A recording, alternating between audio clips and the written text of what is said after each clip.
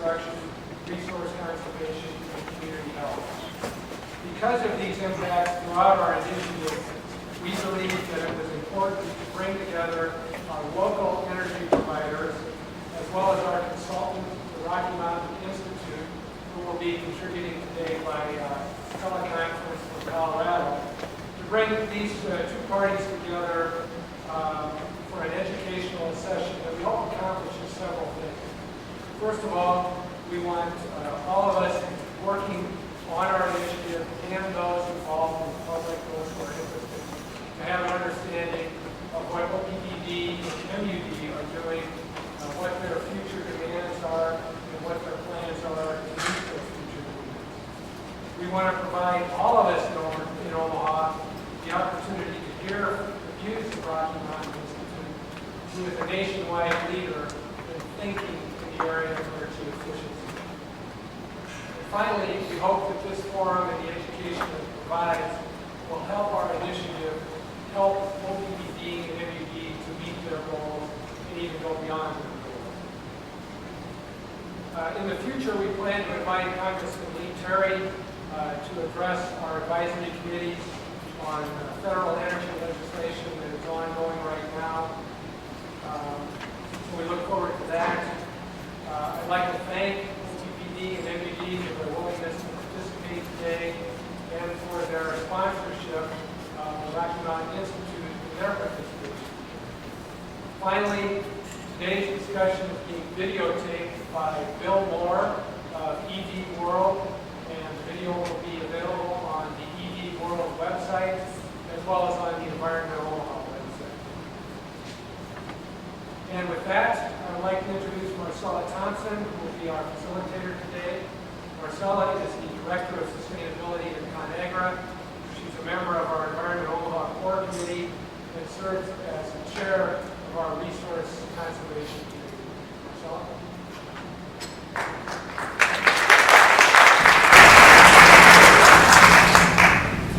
Just to answer the question, it's still a couple weeks away, hopefully not. Well, welcome everyone. As Mike said, I'm the Director of Sustainability and the Chair of the Resource Conservation Advisory Committee. As you talked about, we're here this afternoon to talk about energy, and it's certainly an issue that's going to be a focus for our committee, but there's been interest and overlap with the other committees. So we wanted to provide everyone an opportunity to hear from the local utilities and really level set on this issue and be with a good understanding of where we are at now and where we're headed in the future. And one of my favorite quotes is from Albert Einstein. It says, "We can't solve the problems by using the same thinking in which we created them." It's easy to find ourselves thinking about energy and climate change in the context of where we are today and how we got to this point, but I think what we need to focus on is where we can go, and best, and even more so, the path to get us there in the future. You know, in my role at ConAgra the past year, we've been tracking, and there's been an unprecedented amount of focus on federal legislation related to climate change and energy management, and some of the targets that they're throwing out there can seem daunting. We're talking about up to 20% by 2020, 80% by 2050. To think about that definitely gives you pause for thought and can seem impossible to achieve. 11 years from now, 2020, if we turn the table and look back 11 years, I would say that locally we had no Dodge Street Expressway, the first national tower wasn't built, we had no Quest Center, certainly things that are very hard to think about Omaha without. You want to take the 2050 goal, which is 40 years away, turn the table again. I'd love to travel with you all that 40 years, but I wasn't even remembering my parents' eye if they had eyes for each other at that point. But we'd be in the midst of the Vietnam War, the civil rights movement would be at its peak, and we would still be a couple years from even celebrating our first Earth Day. So that little mental exercise gives me some perspective of how capable we are of making some real change. And even though it's hard to think about it in our day-to-day lives as we get up, go to work, spend time with our families, we really can do it at a very rapid pace. And so that's what I want to challenge us all to leave here with and think about as we talk about climate and as we talk about energy policy, to do so in a way that is very respectful of where we are today, but also is open to the possibility of where we can go tomorrow. So with that, I want to introduce our first panelist, which is Dave DeBoer. He's a senior utilization engineer with MUD. Dave has a BS in mechanical engineering and is a registered professional engineer in the state of Nebraska. design engineer at OPPD, worked on large coal and nuclear projects for power generating stations. He accepted a position with HDR where he worked both nationally and internationally. After 7 years, he accepted a position at MUD where he's the responsible supervisor for overseeing the large volume of customers in the Omaha marketplace. Dave is an instructor at the Peter Hewitt Institute, a certified energy manager, and he serves on the board of the Resource Conservation Advisory Committee for Omaha. So welcome, Dave.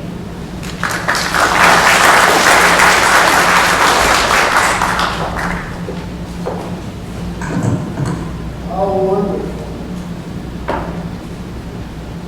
Yes, thank you. I was reminded when you were standing up here, the time that my wife was pregnant, and I was actually in containment at OPPD's nuclear power plant. She was trying to get a hold of me to let her know she was going into labor, and could not get a hold of me because of the bunker set up.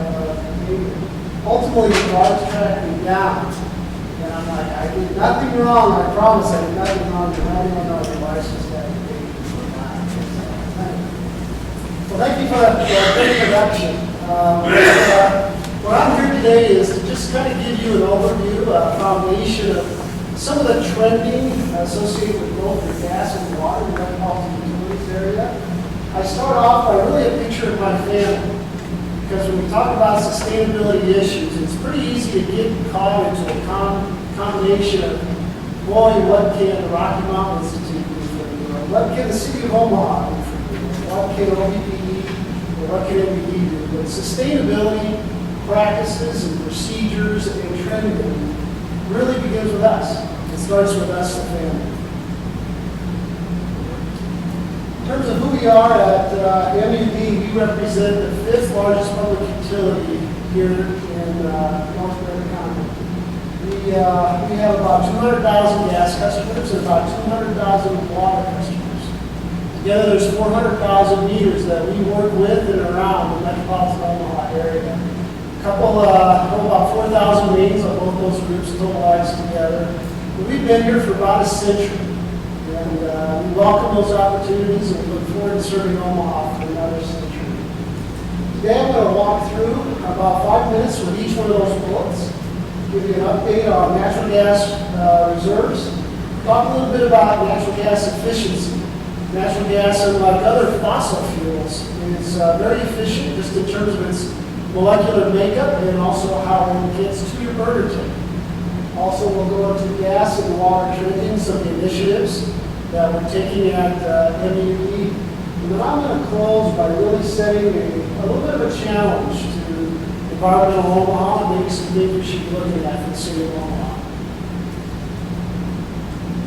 All right, jumping right into natural gas reserves. We frequently get questions about how long do we have for natural gas? When will we run out of natural gas? And sometimes the easiest answer is how much money do you have?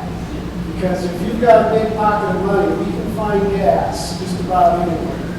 What's been going on in the industry is we've primarily been exercising the reserves of what we call conventional. And those reserves are easy to produce, but frankly a little bit hard to find. They come out of our sands and easily processed and put together. We're now finding out that we're starting to move in more of an unconventional pyramid of reserves. So those are gas reserves that are plentiful, very large amounts of gas reserves out there, but they're now coming into more unconventional production. And so areas such as shale oil and tight sands and coal seams are a little more expensive to produce, but we know where the gas is. Technology, we're finding out that it's coming into the marketplace actually faster than we anticipated. The EIA currently is predicting about a 1,200 trillion cubic foot reserve of natural gas in the North American continent. Right now we have about 20 to 22 trillion cubic feet of demand. So if you do the math, you'll get out there about 60 years. And that's not touching base on what the long-term outlook is for like methane hydrates and some other areas that really could add another whole zero to the amount of reserves that we have. Here's a quick look at the current demand for the North American continent. The top gray area includes power production. The blue is more of our industrial. The commercial is the green, and the residential is the red. Essentially, what we're seeing is the overall demand historically and going into the future has been pretty flat. And so whether you look at industrial, residential, commercial, you haven't seen a significant increase. However, in industrial generation or power generation, we have seen ticks up. And up until about last year, the amount has gone up as high as 30 trillion cubic feet. The EIA recently, just last month, has come back down and said that we think those demands will probably flatten out as we get into 2030 future. So again, if you've got over 1,200 trillion cubic feet on reserve now, and that's today, that's not next year, you can see our demands. We have quite a bit of gas available for the reserves that we currently have. Now that doesn't mean we shouldn't use them wisely. As we're all finding out, sustainability is playing a more critical part in our everyday place. So we need to understand the preciousness of the reserves that we have and take good care of that quantity of gas. One of the attributes that methane has is it is very efficient to combust. Just its molecular makeup, it only has one carbon atom. Propane, on the other hand, has three. When you get into gasoline and fuel oils and woods and those other areas, you get higher carbon content. And so on a per equivalent energy basis, you'll find you create a lot more carbon dioxide than you do with just methane. That's one of the natural attributes of methane. In addition, you're hearing more terms about full fuel cycle efficiency. And I've got coal up there now, but believe me, it's not a four-letter word. I had a great story. My grandfather, when I was growing up south of Lincoln a little bit, before he said anything bad about a neighbor, he always blessed their heart. You know, so-and-so bless their heart, and usually something bad would come out of his mouth. It was like a free pass to say something bad. But coal, bless its heart, it's very, very abundant. It's domestically produced. It's got a superb price point, actually better than natural gas in many ways. And yet it fills a very significant void in our marketplace. Nothing else can fill the void that coal has. Natural gas cannot fill that void today. Wind cannot fill that void today. Solar cannot fill that void today. Doesn't mean down the road we can't, but today that doesn't fill that void. And I'm proud to say that coal is a big component of our area. But bless its heart, coal plays a pretty significant part of reduced efficiencies, getting it all the way to your burger tip. Natural gas, when you mine coal, takes quite a bit of energy. When you distribute it on rails, when you convert it in boilers, when you distribute it through wires, and when you put it in the receptacle of your home, loses about 70% of its efficiency. Natural gas, on the other hand, only loses about 10%. So as a direct use product, natural gas is much more efficient in a full fuel cycle efficiency base. So with that as a concept, when you look at full fuel cycle efficiencies, and this just happens to be a water heater. In a water heater component, natural gas would only kick out maybe 1 to 2 tons a year of CO2. If it was a coal-based product, you could easily double that. And so again, as you move forward with direct use components of natural gas, you can have a significant savings in carbon dioxide emissions. So when you think about sustainability, what kind of phrases jump out of your head? Give me a definition. Got something quick? Future generations. Say that again, back to back. Provide for future generations. That's good. Yeah, for future generations. Someone else. Bottom line, triple bottom line. Anything else?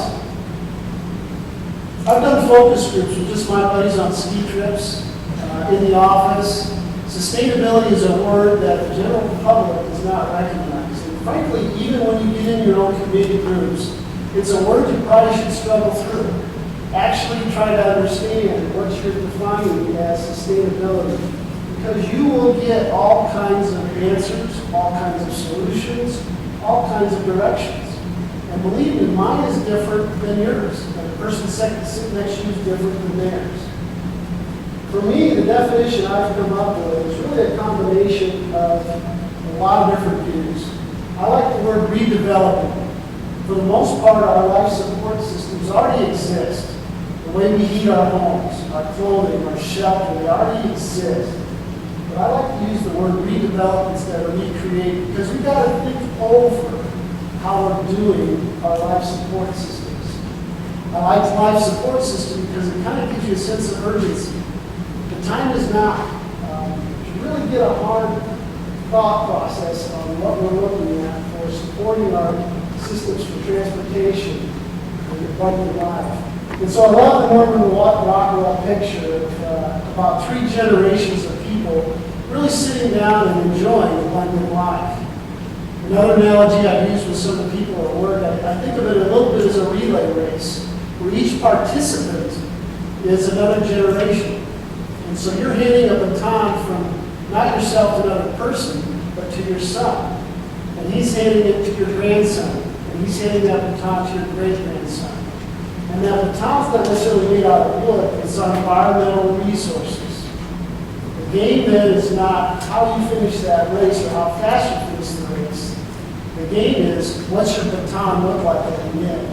Is it as full?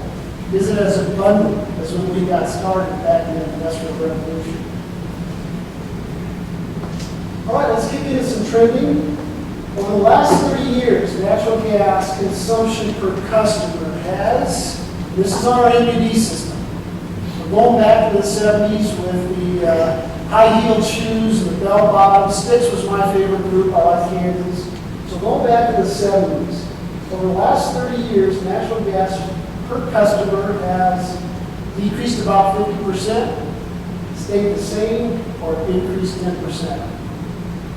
And Decreased 50%, are you guys crazy? Someone else. C? B? How many say A? How many say B? How many say C? Looks like the C's have it. The correct answer is, it's decreased by almost 50%. yes. Significant reduction in natural gas per home use basis. The reasons are a couple of good ones and frankly one not so good one. The real big shift since we had our high tops and our bell bottoms is the furnace has really improved a lot of efficiencies. Back when I was going to school, we probably had a 65% efficient furnace.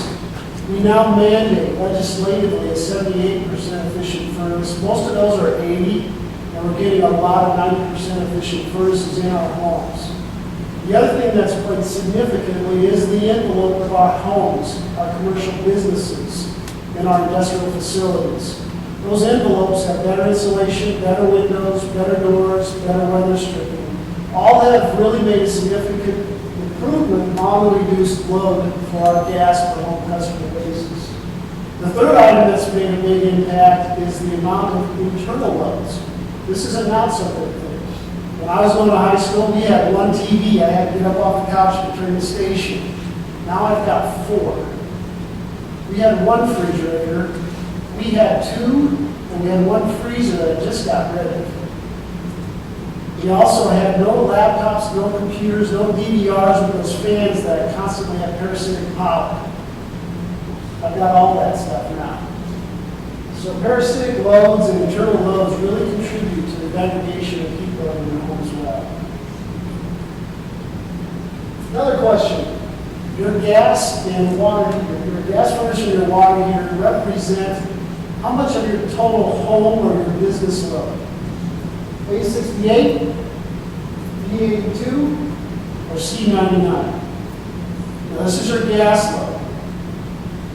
There's gas stoves, there's gas logs, there's gas dryers.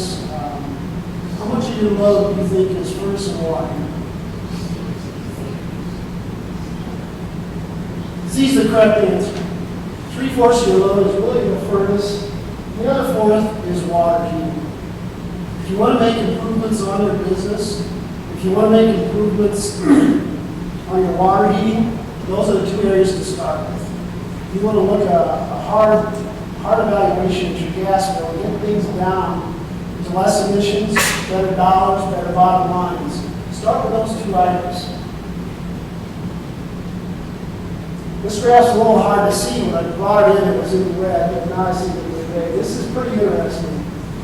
On the left is 1970. The amount of customers that we had as a national look was about 38 million. In 2007, just a couple of years ago, that number was closer to 75 million, almost a 70% increase in customer base. And yet the amount of carbon dioxide emissions have actually decreased. With a 70% increase in customer numbers, we've seen an actual decrease in carbon emissions. Good things again, most of that has to do with that degraded curve on a per home basis. All right, let's move a little bit into water training. We did so well with the gas. Let's check the water here. By the way, I do teach a little bit of Peter Keyway. If I catch you sleeping in the room, I've been known to walk back next to your lecture right next to this. I kind of keeps everybody on their toes. It's funny. The students will start to snicker when I start walking to the back of the room and sitting down next to the student. Over the last 20 years, the indoor water consumption has A, decreased 25%, B, stayed about the same, or C, increased by 10%. Now I'm stripping off the irrigation load. The irrigation load of sprinklers is such a variable amount, has a lot to do with temperature, how green your grass is, those kind of things. So I'm just locking in to the inside of your home. What do you think, A, B, or C? How many say A? How many say B? How many say C? How many don't care? All right, I saw that right back there. Correct answer is A. Again, in the water side of things, we've seen a significant reduction in water load on a per house basis.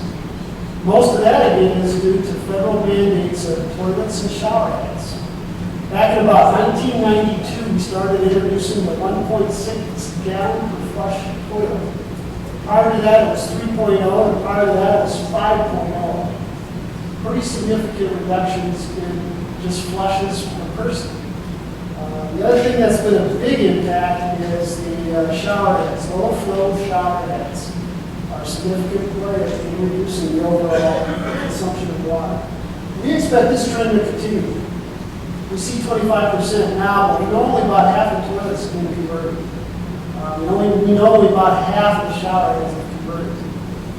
With what the city is doing with sewer separation project and the sewer bills that are going in, we really think this graph could not only stay the same in terms of reduction, but the rate could actually increase. People will figure out how to conserve more in order to minimize their sewer bill. Which fixture has the largest indoor water consumption?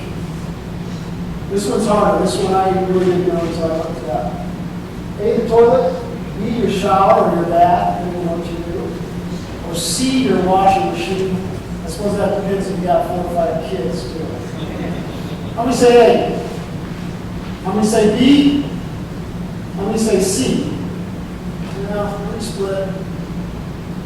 Correct answer is A. Your toilet again represents about 30% of your total water consumption. Each person, on average, flushes about 5 times a day. So if you've got an old toilet, it's about 25 gallons per person, versus the 1.6, you can save about 10 gallons by putting in a low flush toilet. Interesting thing on the shower heads, AWWA did some research and they put the low flow shower heads in, and they found out that people's shower time took 2 minutes longer.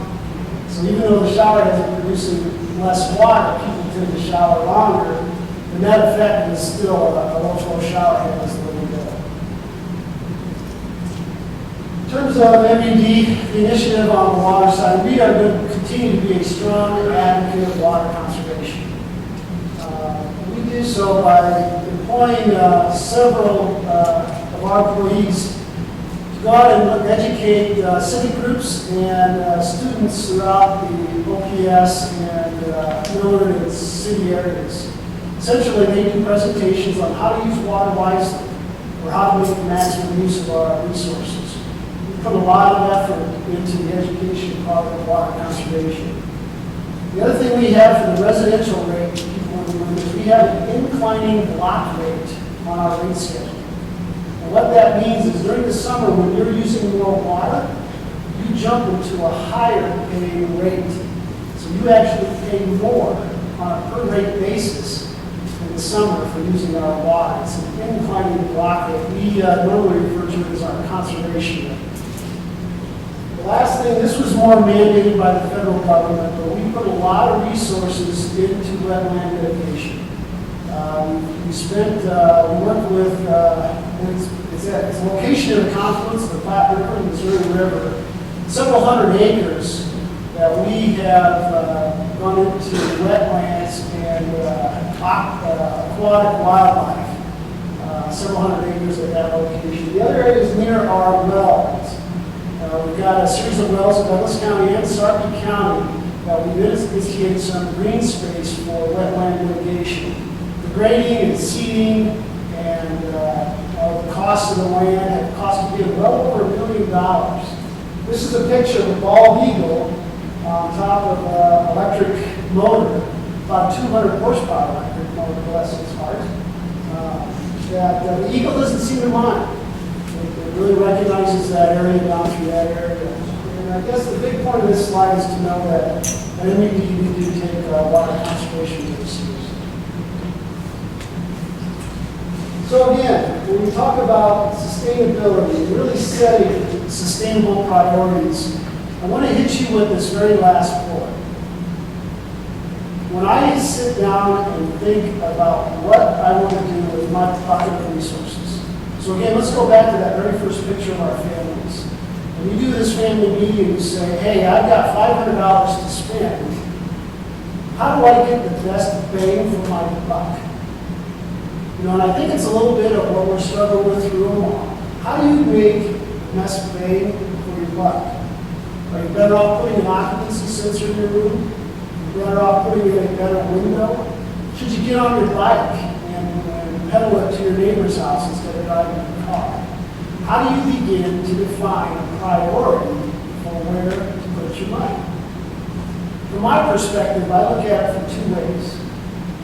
The first way is with emissions, where it's carbon dioxide, nitrous oxides, sulfur dioxides, heavy metals.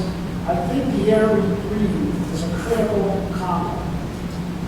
The second is we've got to get off this addiction of foreign oil. If we ever hope to be a sustainable city, if we ever hope to be a sustainable family, if we ever hope to be a sustainable country, we need to get off our addiction to foreign oil. So those are the two tenets that I really rally around when I think about priorities. So let's look at that first tenet. Of the four major sectors, and I'm going to say sectors are residential, commercial, and industrial and transportation. Of those four major sectors, which one has the highest emission of carbon dioxide? Residential, commercial, industrial, transportation.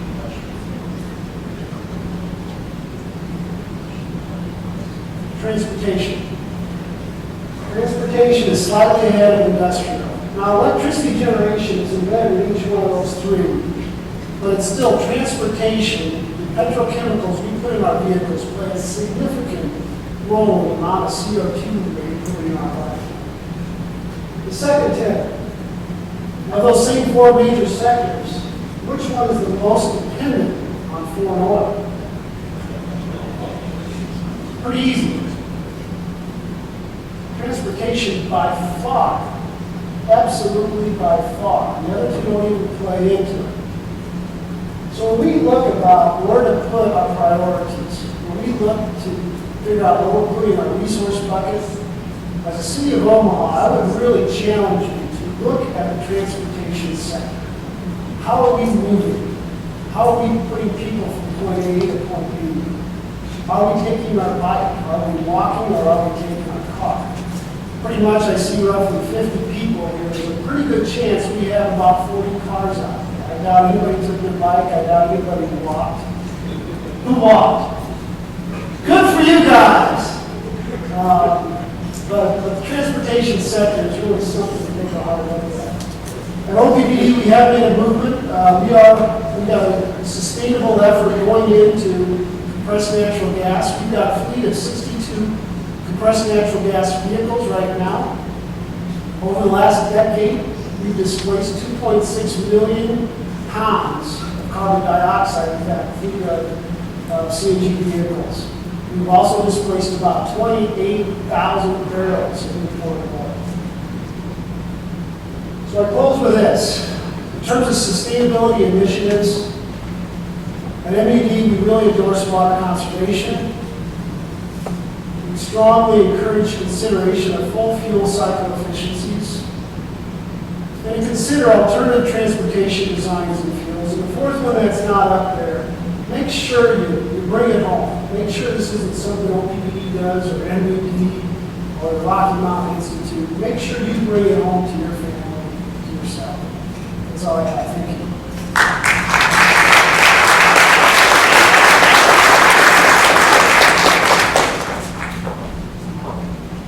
Thanks, Dave. Those are great remarks. I also want to let everyone know that we can hold questions until the end. There will be a panel discussion, and Steve Jensen and Mike McKean will also join the panel. That will comprise the last portion of this meeting. Next, I want to introduce Mark Nichols, Division Manager, Sustainable Energy and Environmental Stewardship with the Omaha Public Power District. Mark Nichols joined OPPD in 1973 as engineer and has held and served as the Division Manager of Facilities Management from 1983 to 2007. He holds a bachelor's degree in science and mechanical engineering from San Diego State University. Is a certified facilities manager. He served on the board of directors of many local nonprofit organizations, including current positions with the Nebraska Humane Society, Keep Omaha Beautiful, and Omaha by Design. He's the executive director of the Downtown Omaha Youth Foundation and serves as the chairperson for the Pat Smith Planning Board.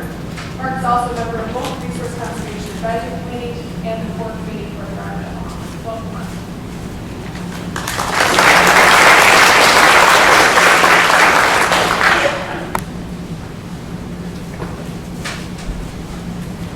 Thank you, Marcella. I was kidding Marcella when I came in.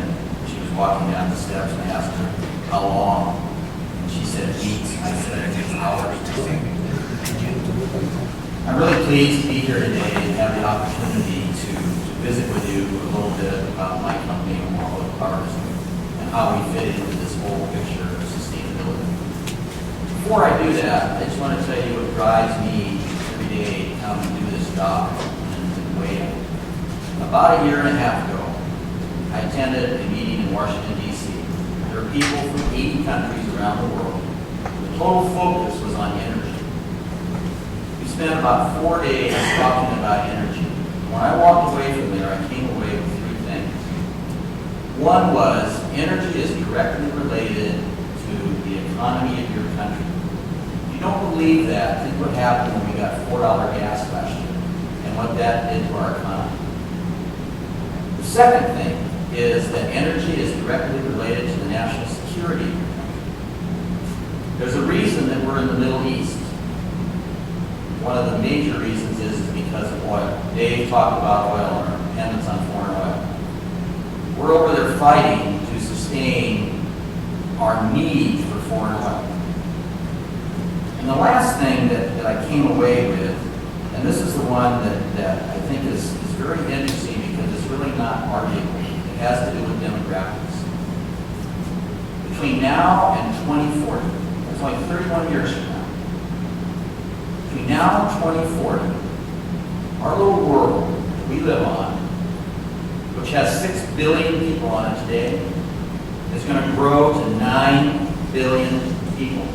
There are not enough energy resources known today to adequately serve 9 billion people in 31 years without the impact of potentially affecting countries' economies or their national defense or their security. That's a daunting number, and that number is real. So it's imperative on us to come up with alternative ways to provide energy. And I'm going to talk a little bit about those today and what OPPD, your electric utility, is doing in that regard. And that assumes I can operate the machine correctly. Okay, so I need technical assistance. You just have to push the your PowerPoint on the desktop, Push the what on the desktop, Brian? your presentation. It's my presentation on the desktop. There's lots of pretty numbers and lots of things on here, but I don't see To the rescue. presentation on the desktop. You know, one of the fun things about technology, I'm old enough to remember when we had those little things that were called overhead projectors. You know, and the worst thing you ever had to worry about with an overhead projector was the bulb. So whenever we did this, we always took a little bulb with us, just to make sure that we had a backup. And maybe my inability to find the item on here has something to do with my, I don't want to say my age, but. All right, let's see if we can make this go.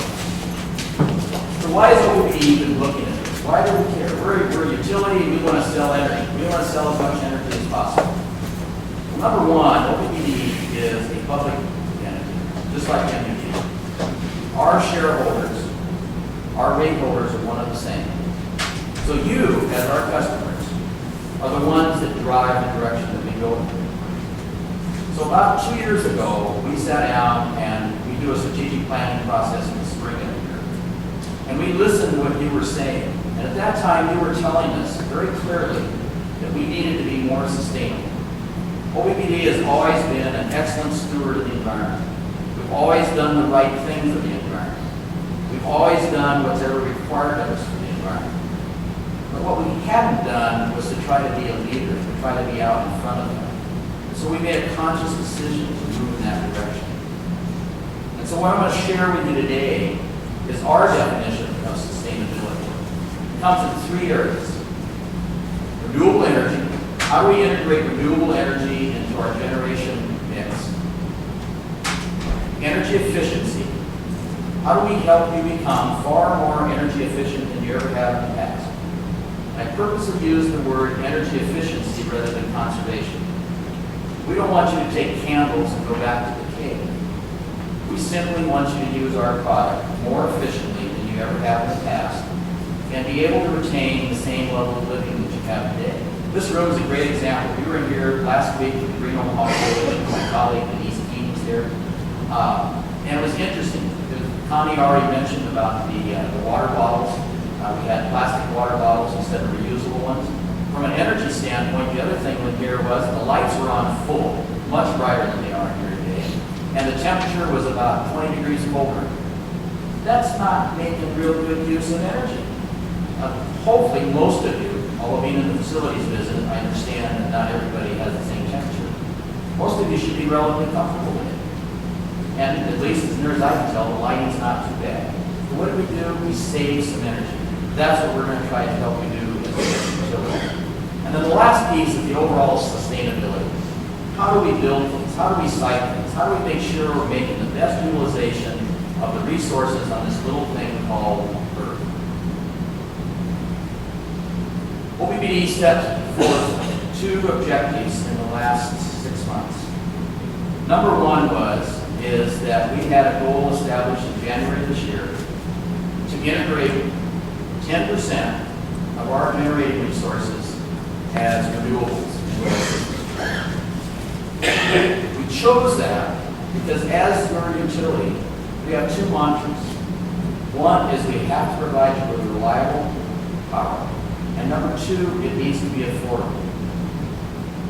By integrating up to 10% of our generation resources with renewables, we can meet both of those mantras. We can do it economically, and we can do it so that you have the reliability that you need in order to run those computers and DVDs that Dave was talking about. Number 2, establish a goal to reduce your energy consumption by 50 megawatts. That 50 megawatts will allow us to defer the next base load generation facility by 1 full year. That not only helps us on the environmental side, but it also helps us on the economic side. That simple move of moving 50 megawatts out of your daily usage allows us to free up about $40 to $50 million of your money, which you won't have to spend. And then the very last bullet on this slide, I think is really interesting. Carbon is a big issue. OPPD recognizes that carbon is an issue. OPPD is working toward how do we minimize our carbon footprint.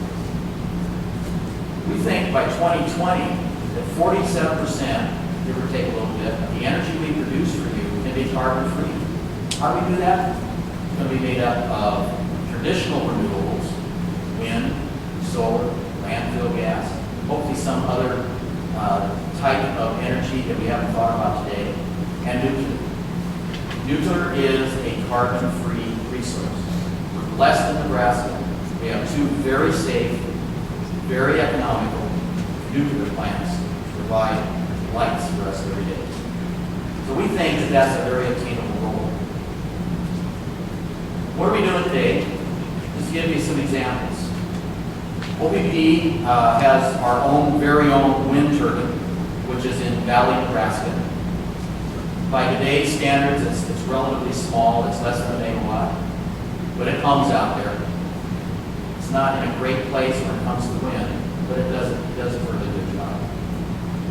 OPPD also has a small solar installation at Elkhorn, where we've been testing for over 5 or 6 years about how good is solar energy in this part of the country. A bit of trivia for you. You probably have heard, because it's in the popular media, Nebraska is the 6th windiest state in the U.S.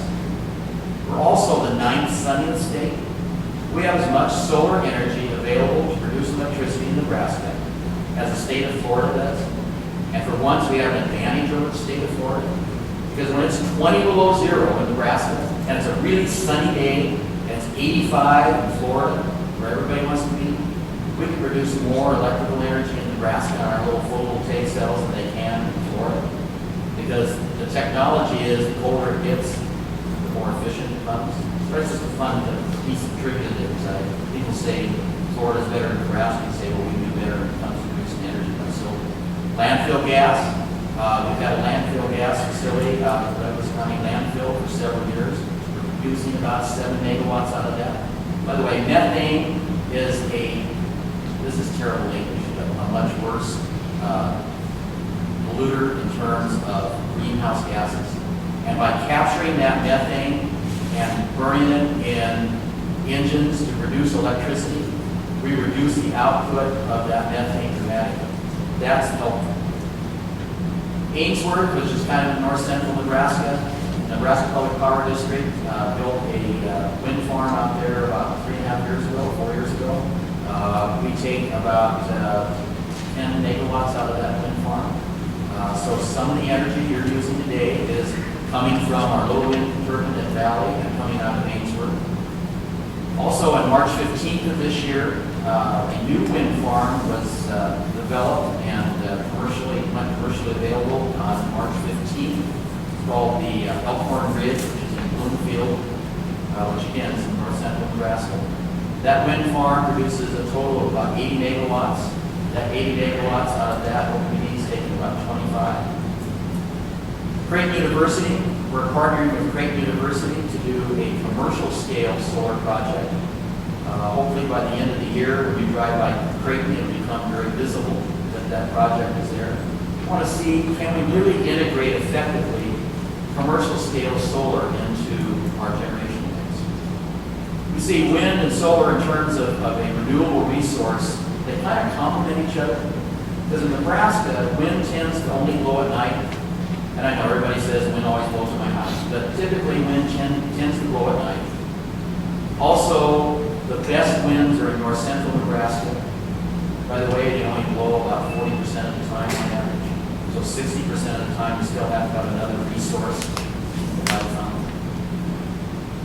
Solar marries very nicely though with our peak. Our peak in this part of the country is in the summer.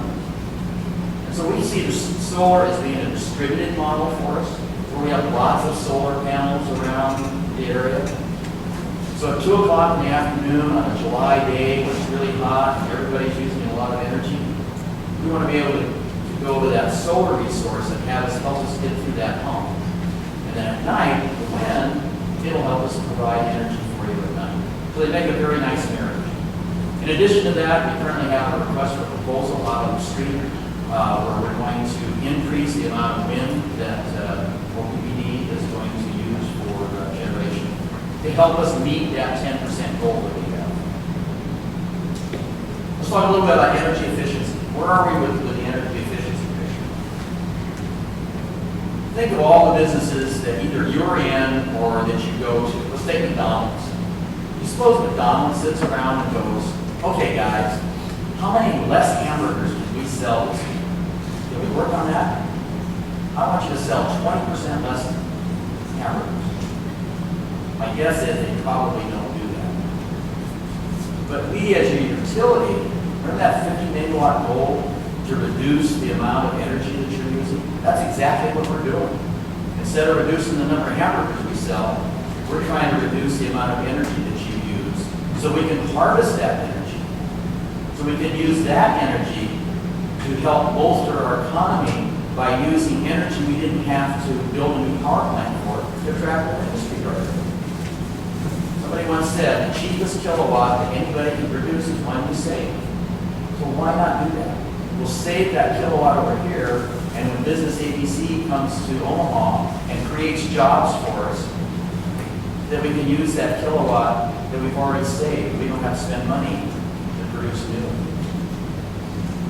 So along those lines, in December of this year, we rolled out about 31 programs that will be put in place over the next 3 years that are aimed at helping you become more energy efficient than you ever have in the past.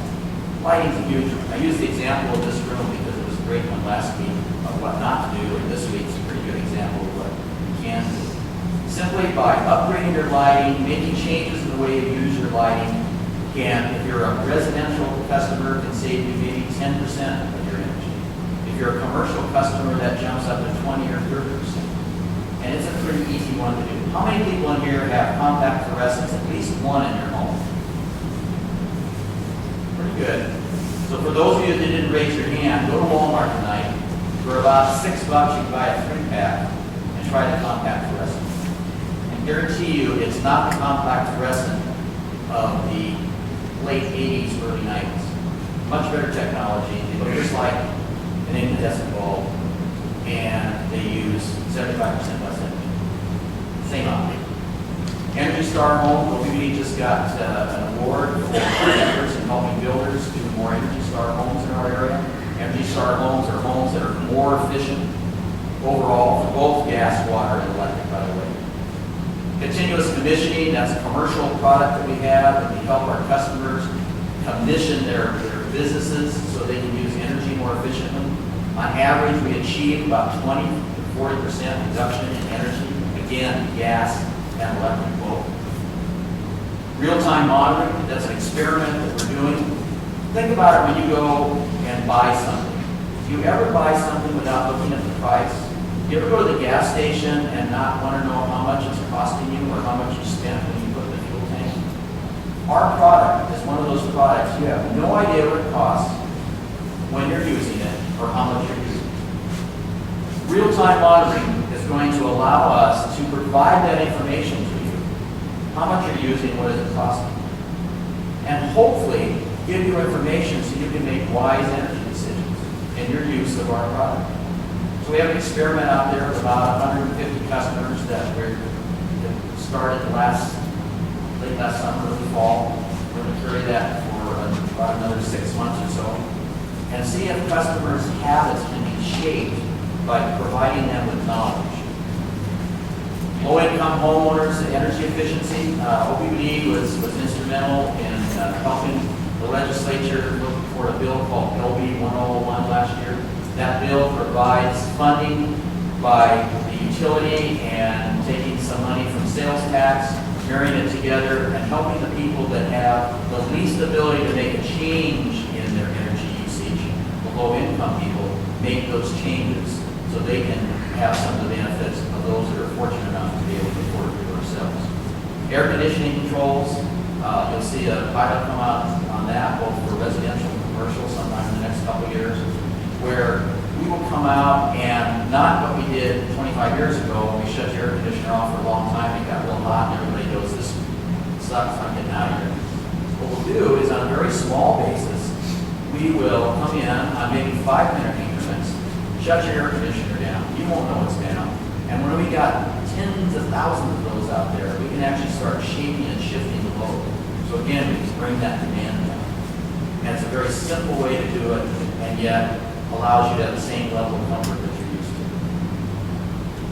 And then leverage national, state, and national stimulus funds. As you know, there's a gazillion billion, I guess everything's in trillions now. There's a lot of money out there. We're working with the Energy Department in the state of Nebraska. We're working with some federal agencies and trying to figure out how can we leverage those funds to help us move faster toward this energy efficiency piece.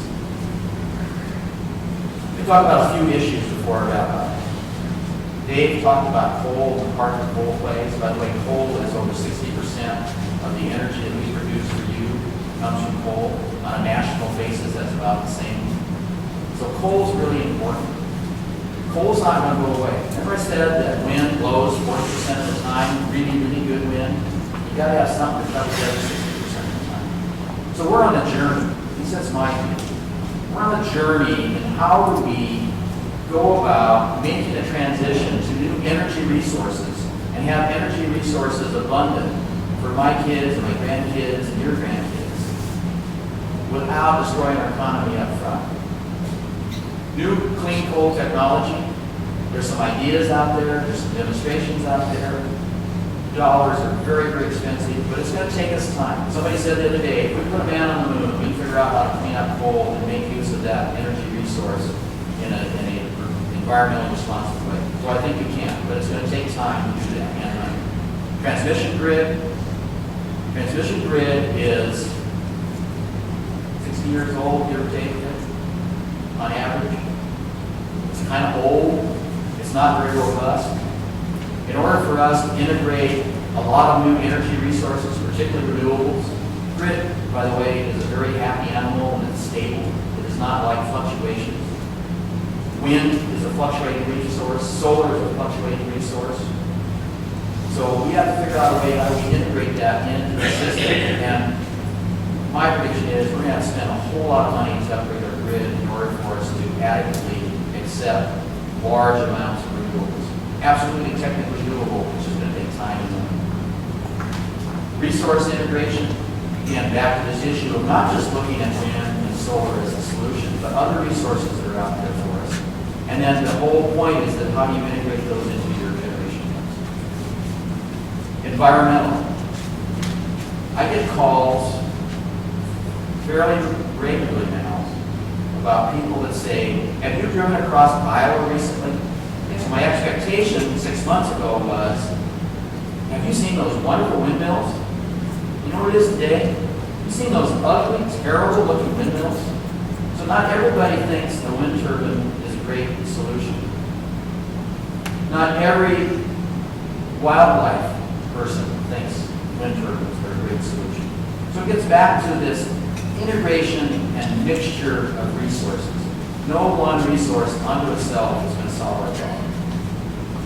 Land use is a huge issue. Not everybody wants wind turbines on their land. Not only that, if we build wind turbines and solar plants, you still have to move the electricity with things called transmission lines. If we solve the transmission line grid problem, we're going to have to build a lot of, let's see, it's my technical, a lot of transmission lines. I used to be in that business. Not everybody loves a transmission line. Not many people say, would you please want to put one of those, if you're an engineer, 3 poles on my property. If you're not an engineer, don't put one of those blanky blank ugly things on my property. So it's a challenge out there for you. It's not simple. There's not a simple solution to this journey. And then finally, just to talk a little bit, your legislature this year in Nebraska had 20 some odd bills that were related to energy. Some of those bills passed, some of them are sitting in abeyance. One for you to watch is a resolution called LR 83, Legislative Resolution 83. It's going to look at whether Nebraska should become a net exporting state of wind. Should we harvest our natural resource, one of the few that we have in terms of energy, and take the advantage of that and export it to other parts of the country that don't have that luxury, and be able to take the benefits of that and bring it back to Nebraska? So that's one for you to watch. And then on the national level, there's two things to watch for. One's called the RPS or RES, Renewable Portfolio Standard or Renewable Electric Standard.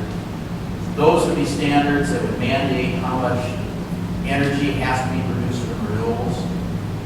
Nebraska is a fairly independent state. We think we can achieve what we need to do as a state in terms of renewables without it being mandated, and do it in a responsible manner. Nebraska voluntarily established the goal of 10% by 2020.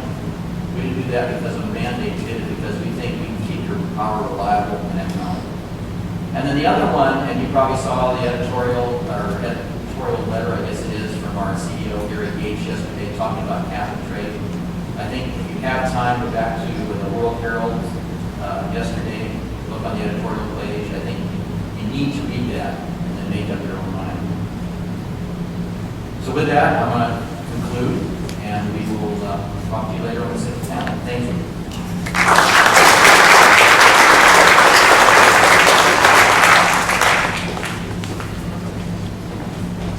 Right, lastly, I want to introduce Michael Kinsey and his team. Michael Kinsey is a senior consultant with the Rocky Mountain Institute, specializing in sustainable communities and workshop design and execution. We're delighted that he can join us again for those that were at the kickoff meeting for Environment Omaha. He gave an excellent keynote address. Michael, I'll just ask you to go ahead and introduce the team.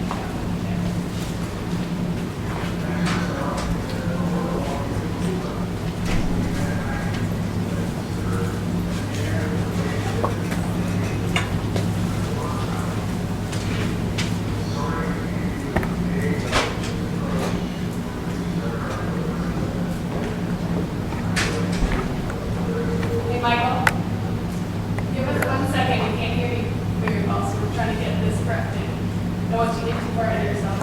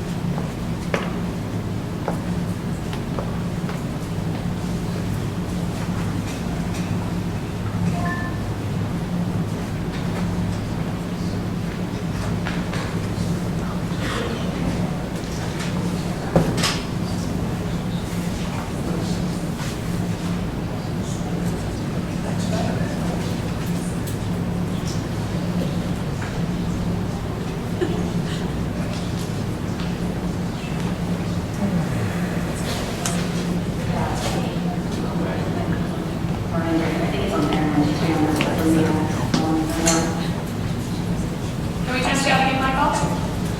How's that sound? Are you reading me? Can you hear me now? Too much? That's good. So, Marcella, you reading me now? Yep, you're good. Okay, great. Did you hear any of what I said before? No, I would go ahead and just start on over. Okay. Okay. It's no problem. Thank you very much, Marcella. We're happy to be with you, at least electronically today.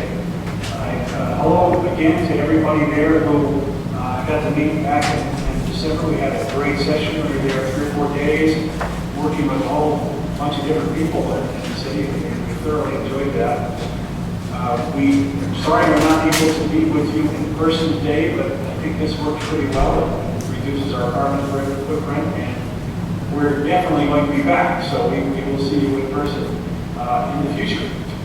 So let me introduce my colleagues today who are really going to be doing virtually all of the talking. And first, over on your right is Luisa O'Mara, who is an analyst with our energy team. And she may have some things to say, to add today to a presentation that will be principally offered by Stephen Doig, who is our VP in charge of our energy team. Stephen? Hello, and welcome.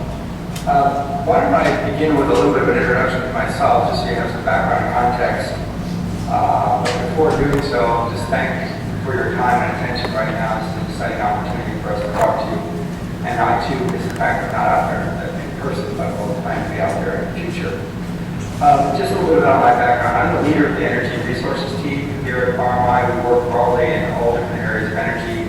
A lot of focus on the electrical system, but also work with end-use customers such as refineries, data centers, mines, agriculture, etc. So we sort of work both ends of the spectrum, both those groups who use a lot of energy and those who produce energy. And today what we're going to do is talk about RMI's perspective on what's going on in the energy space at a fairly broad level, and try to give you a perspective that shows what we've been thinking about and how it might bear on your own efforts there. In terms of my bio, I'm here at RMI right now, I'm a leader of the team. Prior to that, I was actually working with the Air Force as a special advisor, and I helped the Air Force put together their energy efficiency program in 2007, 2008, and that has a 30% reduction target over the next 10 years, so quite a robust target. An incredible amount of fun working with those folks down at Pentagon and out in bases around the nation and around the world, in fact. And that was very, very satisfying, rewarding, and nice to see that our services are taking energy efficiency very seriously. Prior to that, I was actually a consultant with McKinsey Company for about 10 years, worked all over the world in many different sectors of the economies of the world, and got a very broad business perspective. And the reason that's important is because prior to that, I was actually a research scientist, and so I didn't know a whole lot about business, but I worked a lot in the energy field. My PhD was at Berkeley, working on how you take light and turn it into chemical energy. I also built solar devices at Caltech, and actually had a stint at the Mayo Clinic, which many of you may be familiar with. I was a postdoctoral fellow there, where I worked on biological systems and applied spectroscopy to cancer patients. So I have quite a broad, some would say, scattered background.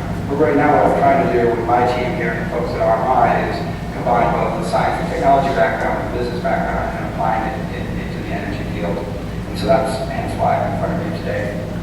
Before I begin our talk, I'm going to switch over. You won't be able to see me, you don't have to see the actual PowerPoint display. I just wanted to thank both Dave and Mark for their remarks, because they're very much lined up with what RMI has to say and what we think. And here at RMI, we are really focused on how we marry the responsible use of resources with good business economics. And so we very much believe that communities need integrated strategies that combine what's important to people with what's important for businesses and how you use resources effectively within a business context. And so that's very much our focus. So without further ado, I'm going to switch over to the presentation for today, and I guess we can take questions from all panelists. So let me start with the first slide here and give you a quick outline. Not good yet?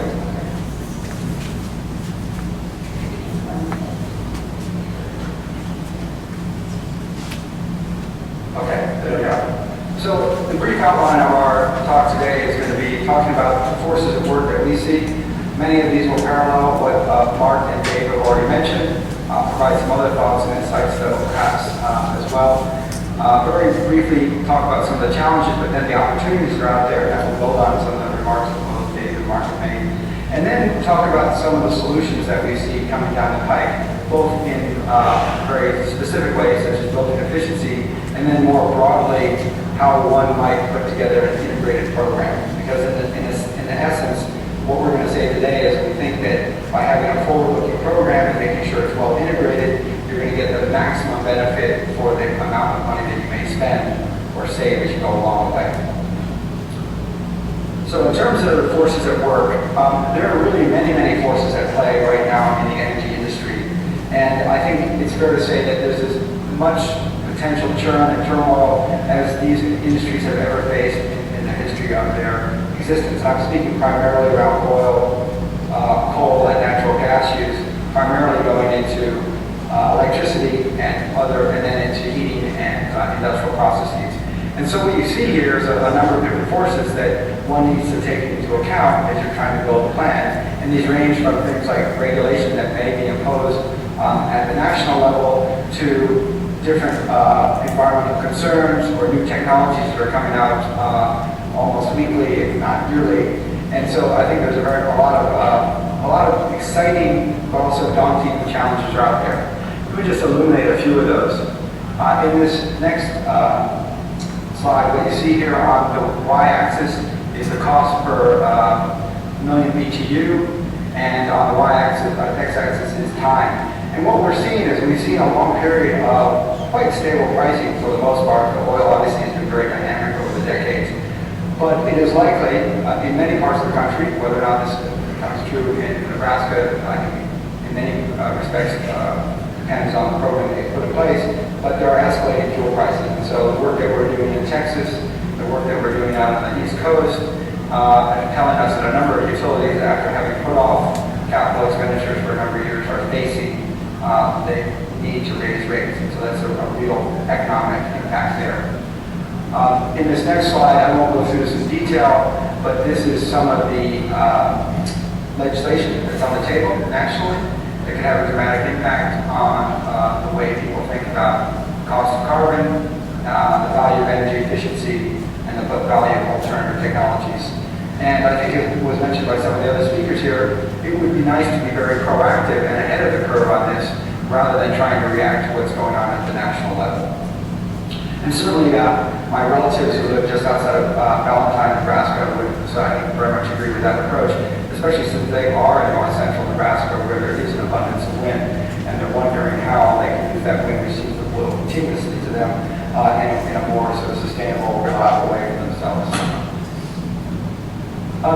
This is a bit of a laundry list here, but I think it's quite an important one. There are a lot of things going on in the energy space right now that one needs to think about. For example, number one, plug loads could flatten. By plug loads, I mean plasma TVs, computers, all the electronic gizmos that we have in our houses today.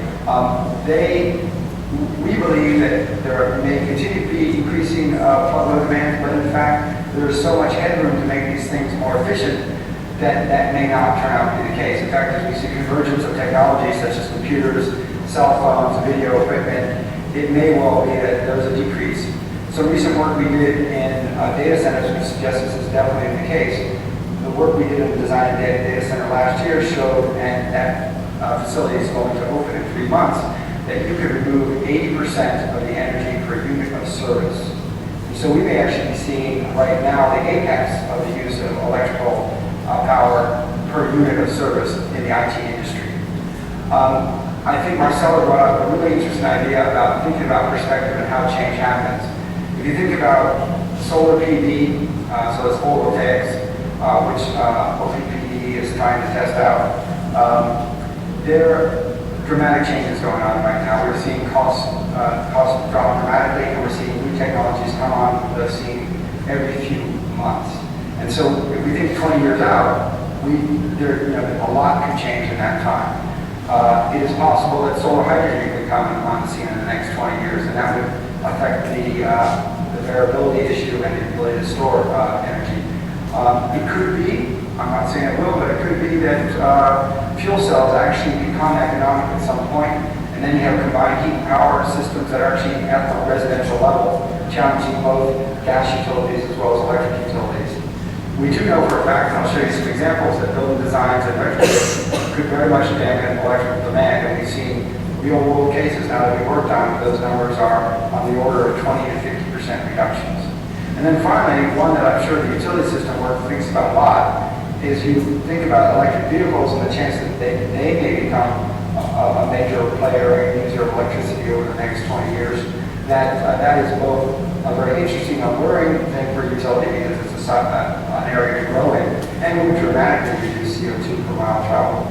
But it's also daunting because, as was pointed out by Mark, the integration of electric vehicles into the big grid is no simple thing to do.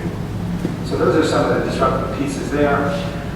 Let me pause for a moment and see if there are any questions And I guess we'll take questions later, so I'll just keep on moving on along then.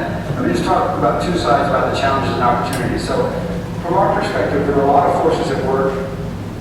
It is not the case that all of those will come true in the next 20 years, but ask yourself if you think that none of them will become true in the next 20 years. Because if any one of them becomes true, of the ones I've mentioned, it's going to have a very disruptive effect on our utility systems. And it could have a dramatic effect on how we operate our lives, how we interact, and how we work together. So it's really not a question of they all need to become true and then we have a problem on our hands. In fact, if a small subset of them become true over time, it will fundamentally challenge the roots of the way we use resources, the way we actually have business models for utilities. And so we think that it is worth taking the time to think very carefully about them and the impact they may have on us. So in terms of the challenge, I'm going to focus mostly on the electrical system here rather than the gas systems. But as many of you know, the current electrical system is something that Thomas Edison would recognize. It has electrical wires and transformers and generation capacity. And in fact, the electricity flows out of these central facilities out to homes and businesses. And as was pointed out by Mark, you don't actually know how much you're using at any single given moment, and often you don't know how much it costs you. And so when you think about the electrical system, unlike the communication system in the U.S., it really hasn't moved that much. And there's a lot of headroom to think about what one could do. It's also fair to say, I think this was already pointed out, that we have probably underinvested in the system over time. And so large capital investments will be required in the next decades. And I think that should very much ask the question then, well, what do we really want to invest in?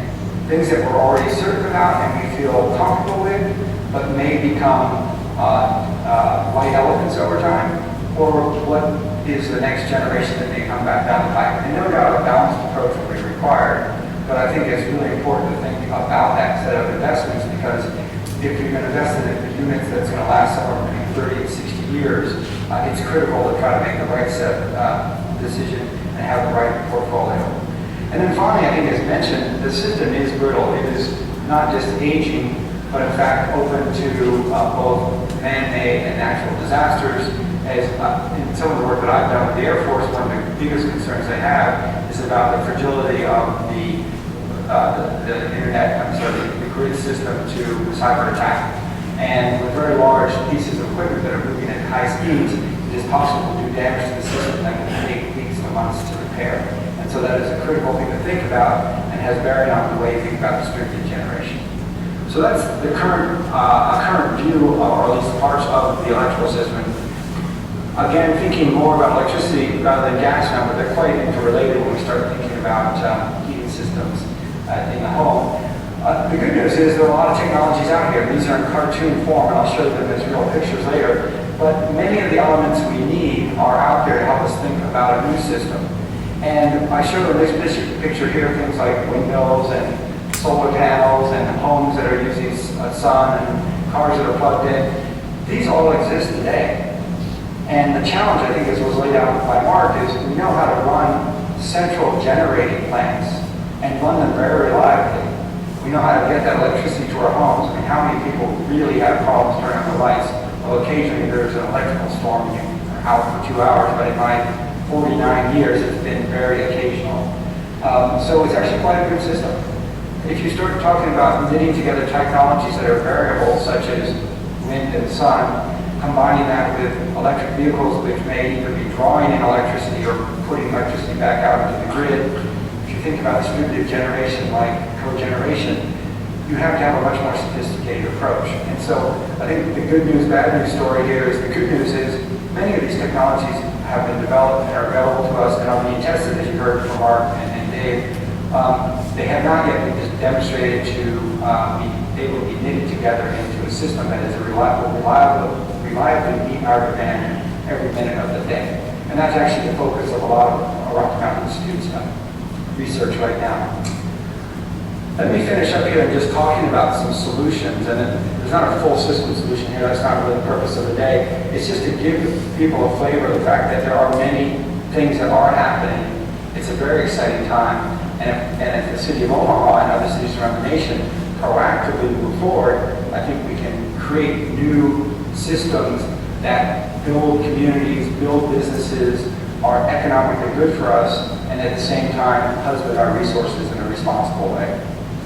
So a couple of examples, and this first example is really about losses, and it reiterates in graphical form the efficiency message that both Dave and Mark had. And what you have here on the left-hand side is a coal-fired power plant, and it converts the energy in coal into electricity. And in doing so, it roughly loses around 70% of the energy content in that coal. And therefore, a lot of that heat just goes up the stack, as it were, your seat cooling tower. That electricity is then transmitted through the grid, converted into a motor, which is then moving some kind of pulley, which is then moving a pump, which is then moving fluid through a piping system, which is then throttled down, and eventually doing real work on the right-hand side. And of the 100 units of energy that went in, about 9 or 10 are actually used for the thing you really care about, like moving some liquid. And so there's a great compounding loss as you go from the left side of this chart to the right side. But think about it the other way, and think about the message that Dave and Mark have given you, which is it's all about efficiency. It's a very powerful opportunity. Well, in fact, it's right. So if you took those 9.5 units and you reduce the need for that fluid, let's say it's a cold fluid that is cooling a home or industrial process or a commercial building, and you've insulated the building, or you've put in better windows, or you've reduced the heat load due to your inefficient lighting system. Now imagine those 9.5 units dropping to 7 units. So you could reduce by 2.5 units, roughly 30%, the amount of energy you need for the thing that you're interested in. Well, take those compounding losses and work your way back up the chain, and what you're going to find is rather than need 100 units of input energy, you're only going to need 7. And that's why efficiency is such an important and highly leveraged tool to use for reducing the impact of resources on our environment and our cost to our communities. So in a nutshell, there's all these losses that happen before you actually do the thing you want. If you need less of that thing because you've taken other actions such as installation, that then those compounding losses then turn into compounding gains for you. And that is, in essence why efficiency is so important. Here's another fact for you, and you can look this up on our website if you want. We recently did some work on energy productivity. So on the y-axis here we have GDP, so economic output per kilowatt hour. So this combines what we care about in terms of economic power of our city or our state with the use of electricity. And what we found is by looking across the nation and understanding what the top 10 states would do, and that's over on the right-hand side of the red bar, that generally speaking, there's about $6.3 of GDP generated per kilowatt hour in the top 10 states in the nation. So that's the top 20% of our nation. When we take Nebraska and we start on the left-hand side with the raw numbers, which is about 2.6, well below the national average, and we then adjust for the fact that Nebraska has varying amounts of commercial versus industrial work, business, that it has varying amounts of heavy industry, and we normalize for weather, we come with an adjusted number which is up more like 2.8. Whether or not that number is 2.8 or 3 doesn't really matter. It's well below the national average.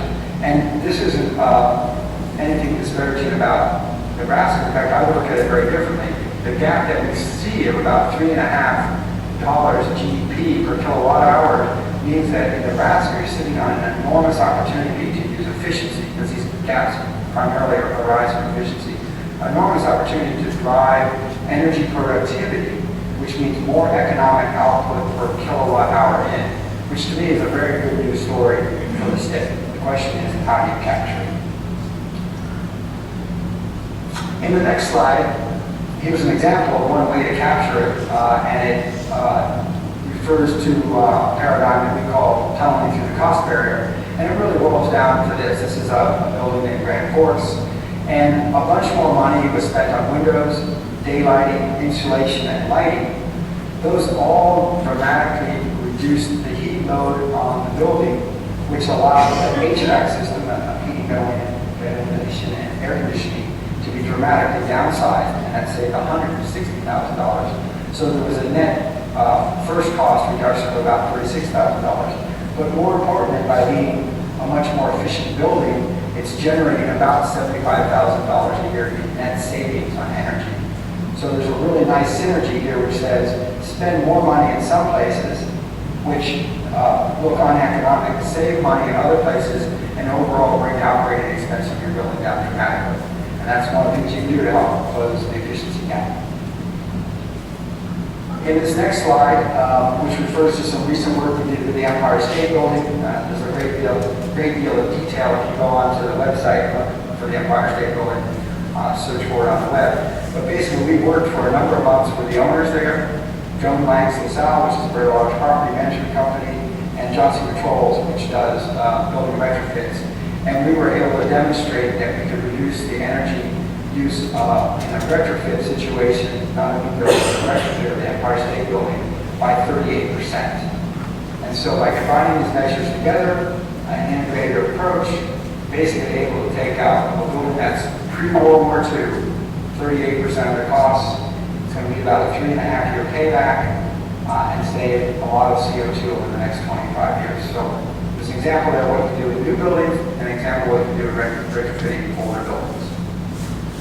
The economics were interesting. I'll show you. This is for people who kind of like financials, but this is looking at the curve of what the net present value is. In other words, the real value of this value in the Empire State Building, and what the effect was as you try to capture and save more and more carbon dioxide, which was one of the goals of this work, was to focus on climate change. And as you can see, depending on how much carbon dioxide you want to capture, it changes the value of the project.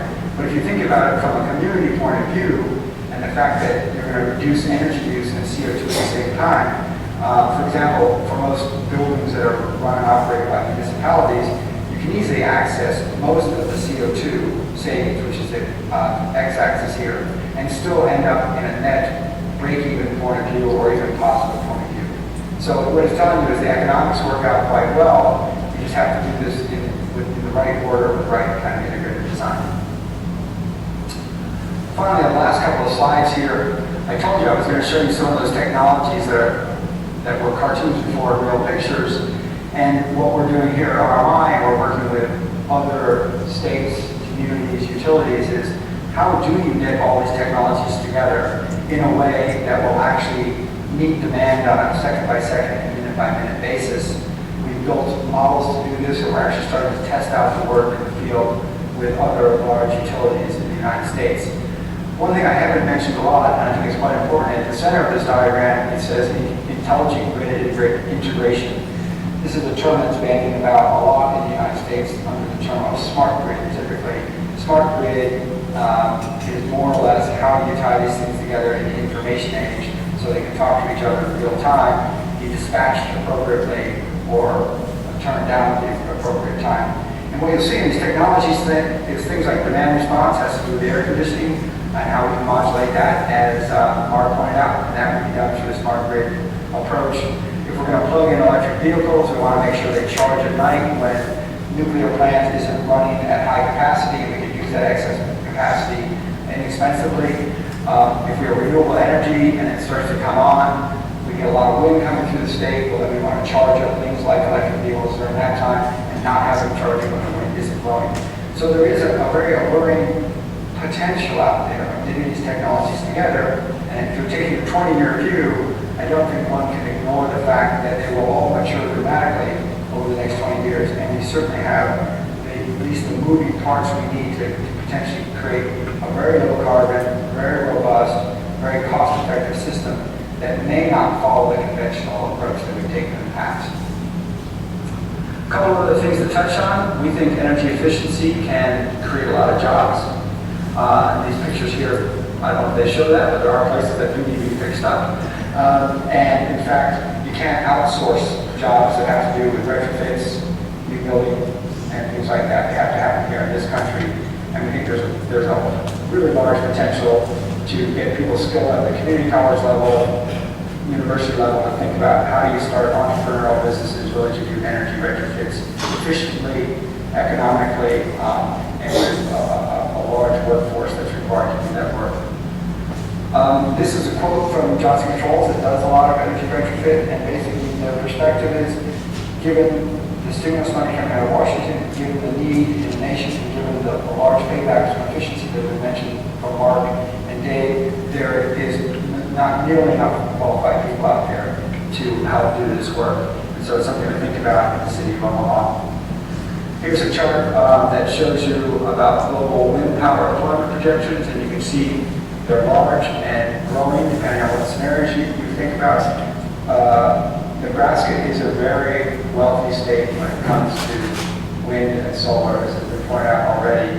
And obviously people there are thinking already about what to do in terms of taking advantage of that capacity, that natural resource you have. I think it's also worth thinking about what other job types of creation you can create, whether it's leading edge technologies or integration technologies or whatever else is going to be required around the nation. And finally, I'll just finish up by reiterating what I said earlier, which is we really believe you need to develop an integrated strategy, that doing things in any kind of piecemeal way will capture real value, but you need to have the 20-year view. You need to understand where there may be synergistic effects as you start to use more energy efficiency. How could that potentially lower the issues that arise from fluctuating renewables? How could you develop jobs and entrepreneurial business that go along and complement the actual energy efficiency and resource efficiency you're going to try to carry out? So I'm not going to go through this list in detail, but there are methodologies out there that you can utilize, and we would encourage you to utilize, to help you put together a very systematic, integrated strategy that is founded on solid economics. Give you a chance to think about different scenarios depending on what might unfold in the ensuing years as we think about what the price of solar and wind might be, what kind of carbon costs might be incurred at the national level and imposed on the states, and what is going on in the rest of the nation. So without further ado, I think I'll stop there.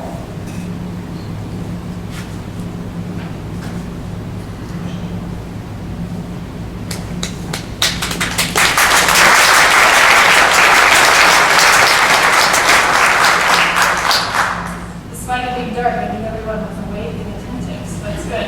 I'd like to invite Mark and Steve, Mike as well. And this begins the Q&A portion of our meeting here. And thinking about all that we've heard and some of the things that Steve just shared, you kind of get stuck in the situation of why are we doing more? But clearly these are complex problems that have been 100 years in the making. And it's very exciting to see the opportunities that are underway. I think there's a lot of change, positive change that can happen. So actually, for me personally, this was very, something that I'm leaving very optimistic. So with that, I'm going to open it up to questions. Don't be shy.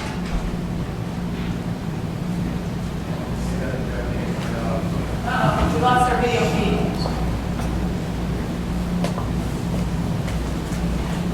Hello? We hear you, we just don't see you. Oh, we can see you perfectly.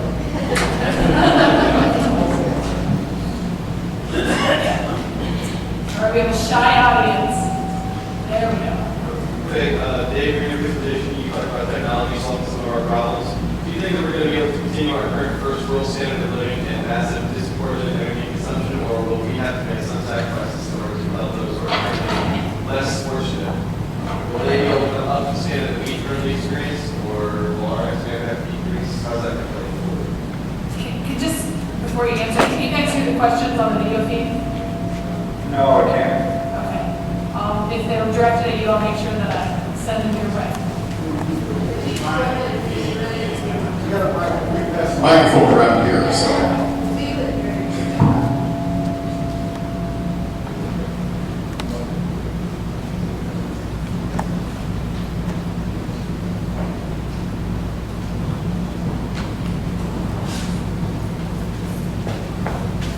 Okay. Do you believe that when we're going to be able to continue with our current first world standard of living and disproportionate energy consumption, or will we have to make some sacrifices in order to allow those people who are currently disadvantaged to come up to a standard of living somewhere in the middle between where they are now and where we are. And will we need to make sacrifices, or will we continue to experience the same standards that we're used to? Wow. I guess, as you asked that question, I think of the slide that talked about overall demand. And in that slide, I had about 25 trillion cubic foot number. And I know nationally, we're right around 100. And yet the total world amount is only 4 times more what we do here. And so certainly in the United States, we are energy hogs. And I'm frankly, I'm a little bit of a leader of that band. And so I know from at least my personal perspective that I feel that we need to come down some. Now whether or not that energy and that consumption will actually get across our borders and into other countries is another whole dynamic. But I really do sense that in America we're recognizing that. And you're seeing a movement, much because of the people in this room today, that we are changing our views on energy and how we consume that energy. And so certainly I see those bars getting lower. We talked about the apex of some of the plugins already. I see that coming down. Now, how we get that across our borders into other areas could be a really tough situation.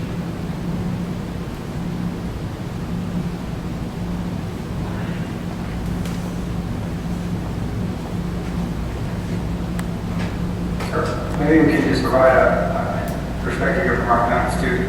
I think it is a large challenge. The numbers that are commonly bandied about is Americans use about 10,000 watts continuously. Europeans use around 6,000 watts continuously, and the Chinese use 1,000 watts continuously.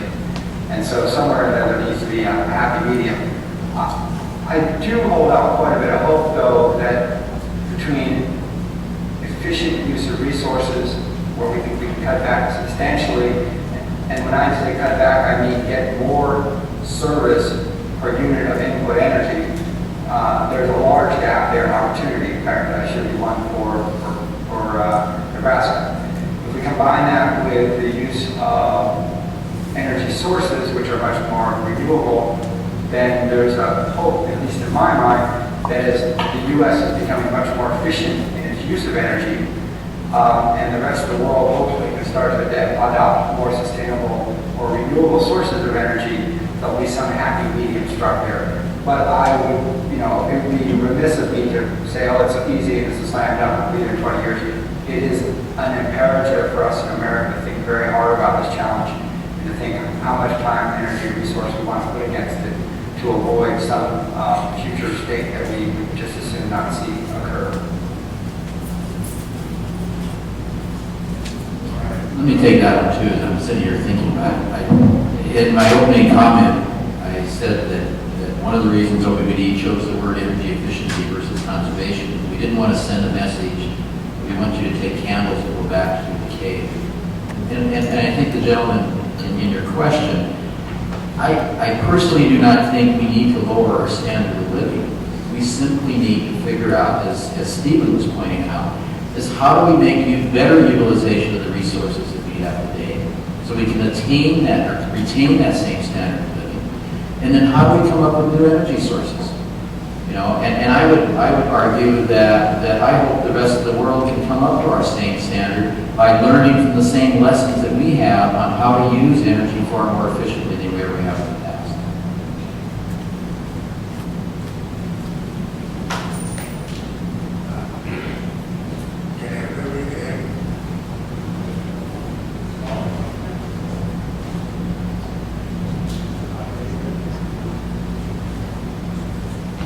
Hello? Yes. All right, I have a question on stimulus money. There's a lot of money put into stimulus to weatherization, building optimization designs, and conserve energy on publicly funded buildings. Is Omaha utility companies working with the Nebraska Energy Office to see how we can capitalize those and maximize those funds to state of Nebraska. And the other point I want to make is, mention about state of Nebraska being using high energy users. GSA has done studies on 12 buildings, which are nationally done by Pacific Labs, PLLF, and 2 buildings which are best performing in the entire country are in Omaha, Nebraska. So Nebraska is not doing that bad as far as setting the standards.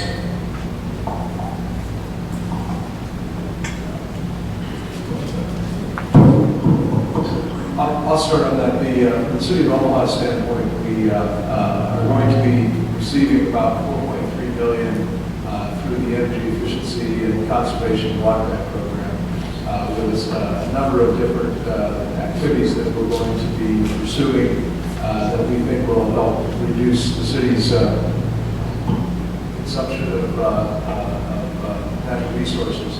We're going to be looking at some things we can do with fleet vehicles, some things we can do with energy efficiencies in buildings.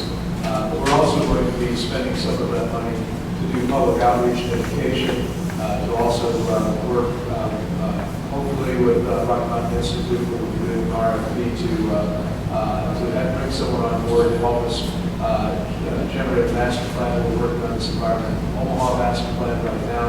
This will be a component of that. To help us really drill down and find those energy efficiencies that we can bring into the city of Omaha's operations and reduce our costs and reduce our carbon footprint as well. So we're working on those things right now. We have some of that information has to be sent to the feds roughly by the end of this month. Then there's a period after that before the funds will start to flow. But we're working on that right now and hope to be able to take advantage of that soon.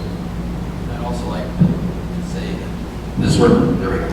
I'm smiling. I like the technical challenges. I apparently wasn't the only one here tonight. OPPD is aggressively looking at that. Number one, the Office of Energy in Nebraska has about $30-some million that's coming to them. We're working with them hand in hand on how can we make the best utilization. Most of those dollars are focused in energy efficiency. So we're trying to figure out, when I talked about the 31 programs we're bringing forward over the next few years, how do we leverage those by taking advantage of the stimulus dollars that are coming through there. There's also many other resources. We're working and watching the Department of Energy. They're coming out with direct grants that will be available to utilities and others.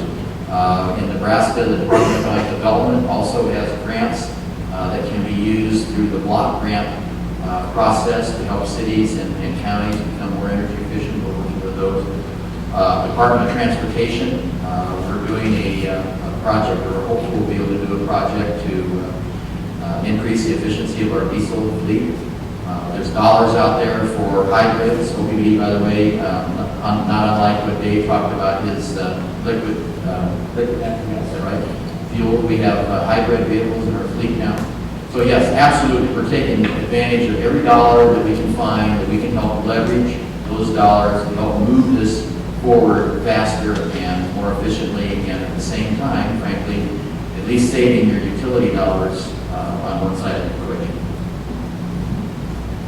Mark, can you hear me? Yeah, okay, all right. I've got several questions that I'd like to ask you. How are we doing? I noticed when Dave gave his report, he indicated the savings that we're seeing over the last 10, 20 years in terms of water use, in terms of natural gas use. How are we doing as a city, as a community, electricity-wise, in terms of those goals you have for conservation? Do we see a decline, improving efficiency, or where are we at that? How do we compare to the state of California, for example, which has reputed to have the most energy efficient bunch of consumers in the country in terms of their energy usage? And then finally, Gainesville Municipality down in Florida introduced the first feed-in tariff system to encourage the installation of solar systems. Is that something that OPPD would be interested in considering and taking a look at their model and maybe moving that initiative forward to encourage more PV in the area. Stephen, can you hear me? Back in Sure can. Omaha? Yep. I'm going to ask you for some Yep. help on the California one because I don't know the answer to that. I can tell you that here's the good news, bad news. The good news is that we, for the last 62 years, have done, in my opinion, an excellent job in keeping the reliability extremely high in Omaha and the price of your energy extremely low. That really low price of energy doesn't lend itself to help us be real energy efficient. That's one of the reasons we have a challenge to help you learn how to be far more energy efficient than you were having in the past. Because it hasn't driven us. California, on the other hand, and I want David or Stephen to address this, their cost of energy is considerably more than Nebraska's. So in terms of measurement, we are just now, as we roll out these programs, starting to actively look at how fast can we move people along to become more energy efficient. That goal of 50 megawatts by 2012, this will be our, 2009, I think 2009 will be our first opportunity to really measure, are we starting to make an impact on that. And then as far as the Gainesville model that's out there, and remember, feed-in tariffs, and by the underlying the word tariff, that means that they're going to pay more for the product. And again, with our focus on how do we help you have affordable energy, and by the way, affordable energy, you're going to realize, I'd like you to think about, of all the customers we have, David and I, many of those customers go across a broad spectrum of income. And when you raise the price of the product, you have to be very careful that you don't deprive folks that maybe can't have bread on their table at night because the cost of energy is too high. So we have to balance that out. So feed-in tariffs, have they worked some places? Absolutely. In Europe, they're famous for feed-in tariffs. Cost of energy, I heard the other day, in Germany was for electricity 40-some cents a kilowatt hour. And in Omaha, we're about 8 cents. I'll tell you, 40-some cents a kilowatt hour is pretty expensive. But Stephen, would you address the California question? Sure. The short answer is California does, on average, have higher electrical prices. One of the reasons why the chart I showed you earlier was pegged to the top 10 states in the nation is if we wanted to avoid what we call the California effect, where people go, well, that's California. So realize that your peers are out there over a wide spectrum of states. We did do some analysis, though, and I'm sorry I don't have the chart today, that said, what is the correlation between high energy use, high energy costs, and productivity? Because you would expect there to be a strong correlation between having costly energy, having it near to you, and also using it very efficiently. And while there was a small correlation, if you look at the data and you weren't a statistician, you would say that looks like a scatter plot, like some chicken ran across the chart. And so when you'll see the states that have quite high productivities, that have high electrical rates, and states that have high productivities that have low electrical rates. So one does not preclude the other.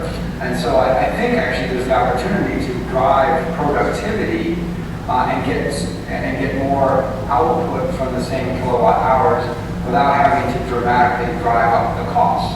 And I think the point you make, Mark, about income levels for people, and while many people may not worry about a $100 electric bill a month, some people worry about it a lot.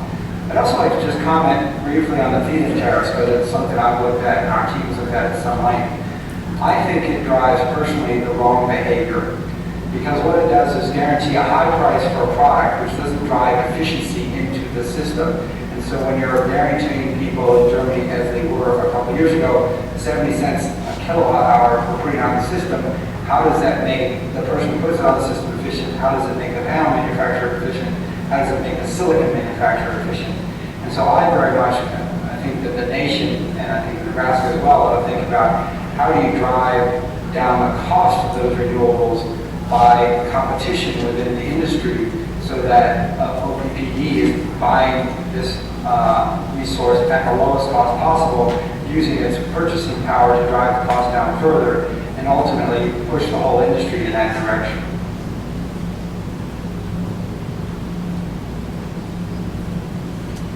Hello? Okay, sorry.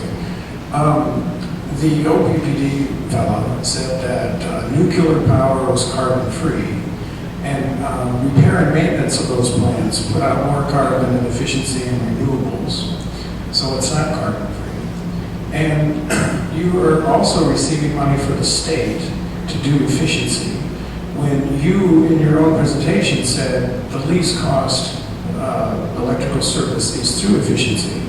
So why would you need money to pursue a least cost option? That's one question. And I want to ask Rocky Mountain about that apartment green program to motivate apartment owners, because that is a big void, and I don't know anything about that. I'll try to take a stab at it. If I understood your question about why do we need money to encourage efficiency, it's a learning process. And we, as certainly in Nebraska, and I suspect knowing what I do about people across the country and utilities, generally speaking, we don't do very well in energy efficiency, and more importantly, we don't really know how to do energy efficiency. Most people don't understand what they need to do. And I go back to my comment about the experiment we're doing, where we're providing basically a meter in your house that tells you what you're using and how much it costs. One of the reasons we don't know is because we have no idea what it's costing us or how much we're using it. You know, there's a colleague of mine at work that has several kids, and I can't remember how many he has. And when we ran our compact fluorescent program last fall, he said, you know what, I'm going to try that. So he went home and he put compact fluorescents wherever he could. And he's a finance guy, so I mean, he's got all his spreadsheets and everything. And I saw him the other day, and this is like 6 months later, and he said, you know, I never would have thought about doing that. But I've been tracking my bill, and my home, I'm down like 20-some% on my energy usage because my kids, they leave the lights on still. I haven't got them trained to do that. But I'm using 75% less energy when I do that. So part of the reason we need funds is to be able to get the word out there and to help educate people on how to do that. How can you use that product far more efficiently than you would have in the past? Stephen, I think it's your turn. Okay, I think you wanted to comment on the apartment dwellers' dilemma, so to speak, and split incentives. None of the three of us in the room today are working directly on that, but we're all aware of it. And I think for the audience, maybe the point is that right now, depending on what kind of leasing structure you have, you can be in an apartment building and have no incentive to get a better refrigerator because the landlord may have to pay for that capital cost, and the tenant actually pays the bill for the refrigerator. So what are the market mechanisms that we can put in place to give people who don't have direct incentives to save energy actually an incentive to save energy? And that's what that program is focused on, but I can't speak on it in any more detail than that.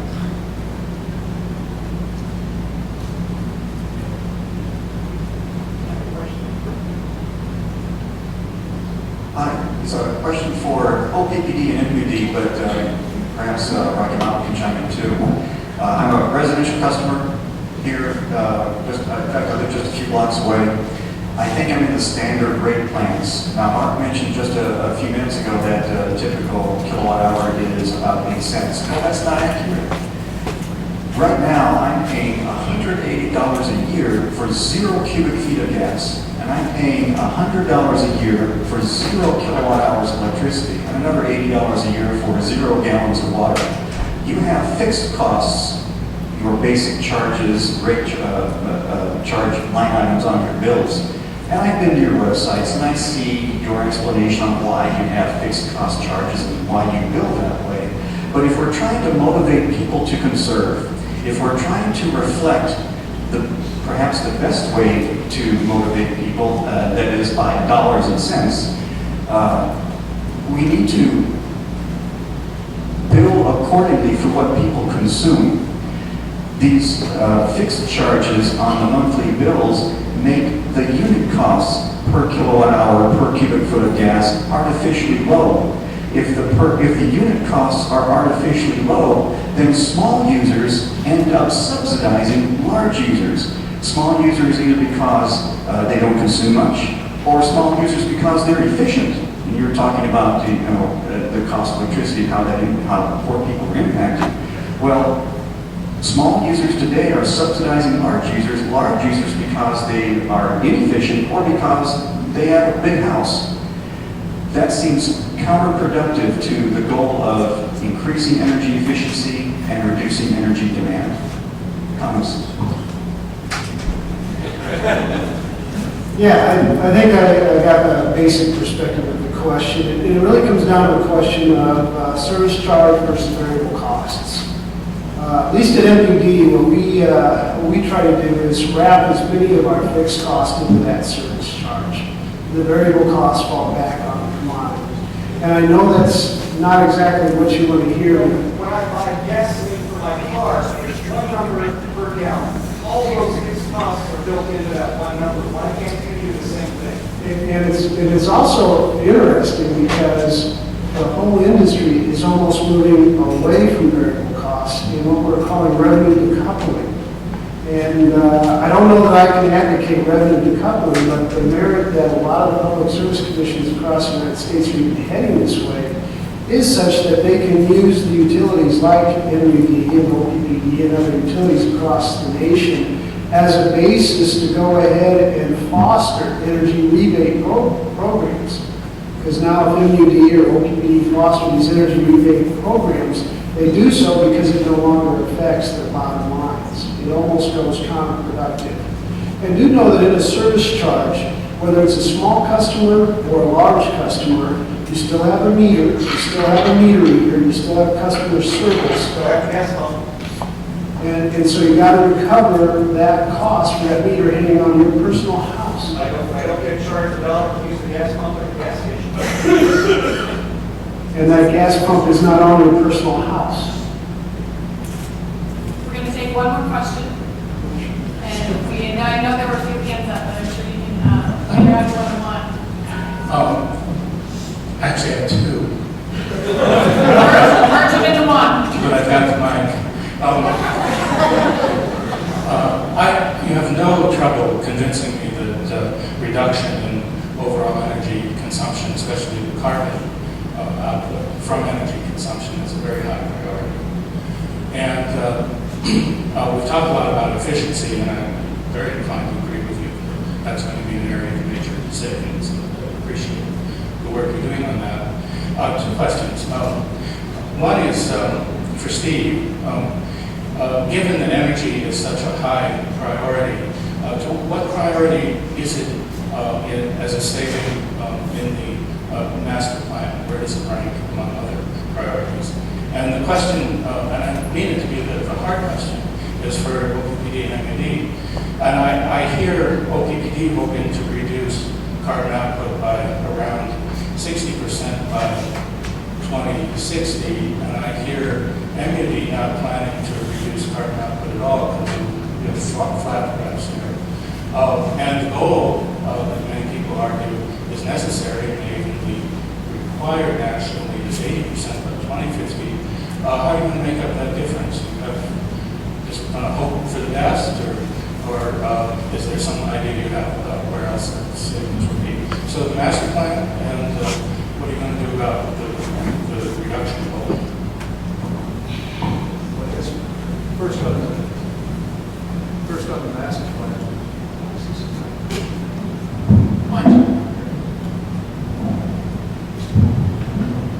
First, with regard to the master plan, the whole purpose of doing this new environmental element of the master plan is because we realize what a big issue all of this is and how interrelated it is. And right now in our master plan, all of these issues are really scattered in various elements. There's no real focus to any of this. And so that's why in this master plan, the environmental element of the master plan, we have broken out resource conservation in particular as one of the sections of the plan. But at the same time, we recognize that it flows through all of those sections. So as far as how important or how we would rank it, at this point, we're still pretty early in the plan. And so obviously it's important. That's why we're meeting today. That's why we're having this event today. And we would anticipate by the time we're done, we'll have a relative importance on all of the various pieces that we're looking at and be able to place some I guess, rank as to what we would pursue first. Same question. Any estimate of how much carbon you can squeeze out provide the master plan? You know, at this point, I'd say no.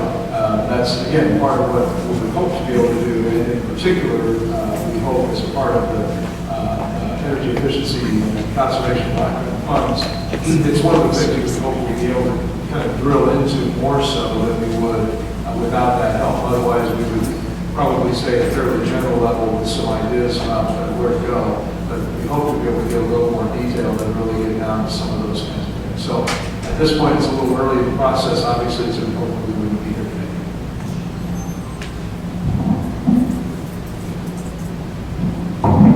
Yes, in fairness today, I'll take the first shot at your second question. I think all of us today, Stephen and David and myself, have talked about this journey that we have today. And it's not simple. If it was easy, we would have done it yesterday. We have to balance between our economy. We all want to have good jobs. We all want to have food on our tables. We all want to have places for people to live and eat and enjoy life. So it is a journey. And can we meet 60 or 70 or 80% in the next 40, 50 years? Again, I went back to the very beginning. I said, we made it to the moon. It's likely we might be able to. I like Marcella's opening comments about looking back. Today, it's very challenging with the technology that we have available to meet those kinds of standards and still be able to attain our economic balance for this country. So it is a challenge for us. Are we working on it? Absolutely. Did OPPD, as our company, step out and say, we're going after that? Absolutely. That's why we have a 10% renewable goal. That's why we have a 50 megawatt reduction in energy efficiency, is to move ahead of that and start to get ahead of the curve and figure out how to do this. But it's not going to happen overnight. It's not a simple task. It's going to take a lot of work by everybody in this room, by everybody outside of this room, for us to achieve that. But we are working at it. Nobody's denying it, and we are working at it, and we're moving in that direction. Yeah, in terms of the carbon footprint reduction at MUD, we're fundamentally a little different than OPPD. We're primarily a distributor of natural gas, and so the control emission sources for us, it's rarely similar to anyone else's business. It has to do with our own lights, our own buildings, in our case, primarily our own vehicles. We've got a lot of engine loads that, again, fall back on the leadership of OPPD for how that carbon is squeezed out of it. But from our perspective, where we're really heading into is fleet management.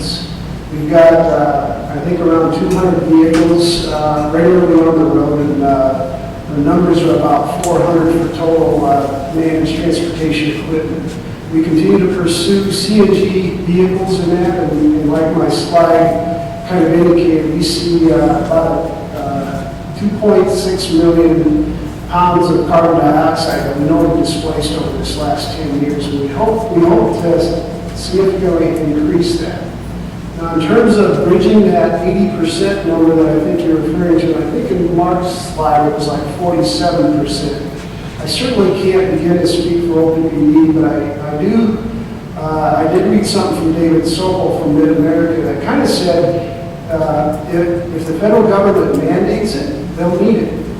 And so if the federal government starts to mandate these things, and I think that's how that bridge will eventually be met, in either a cap and trade or a cap kind of marketplace.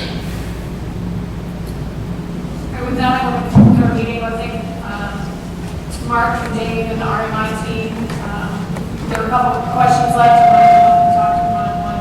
I'm sure they might linger a little bit, but thank you all for attending and providing a good thought, a good dialogue.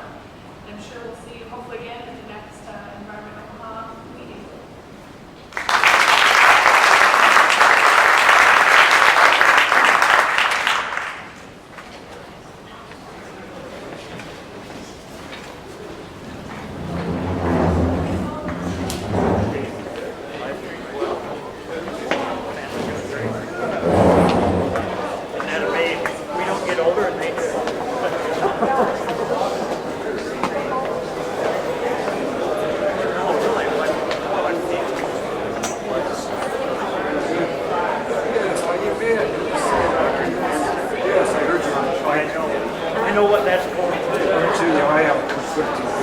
I know you do. Yeah, so like, and I'm happy. So maybe I can educate you. Yeah, you got talked to me. Actually, I'm not a biker. I'm more of a walker. Yes. Last week I went to and they were a lot more younger. They started doing it. And the thing at that one was they went to the whole first hour of the meeting. How are you? I saw you on TV. Oh, my buddy celebrity. Wow. Yeah, that's right. That's been for a while. Yes, it has. Now, Lennis is a celebrity. He's on. He's a little bit of a celebrity. He's on there. He's a little bit of a celebrity.